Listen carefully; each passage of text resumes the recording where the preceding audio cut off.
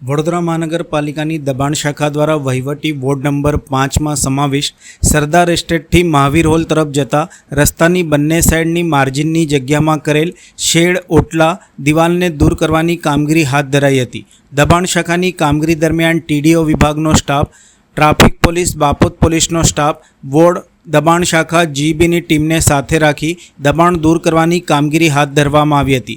દબાણ શાખાના અધિકારી રાજેશ મેકવાણ દ્વારા જણાવ્યું હતું કે વહીવટી વોર્ડ નંબર 5માં દબાણ દૂર કરવાની કામગીરી હાથ ધરાઈ છે।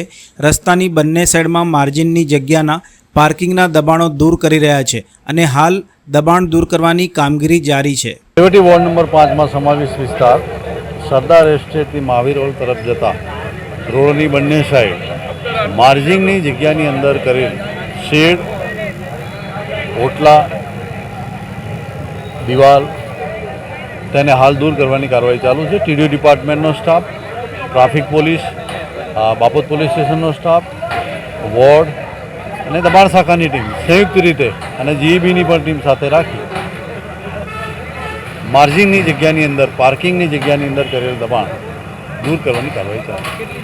આશરે 15-17 જેટલા શેડ દૂર કર્યા છે અને આગળ ડ્રાઈવ કન્ટિન્યુ છે।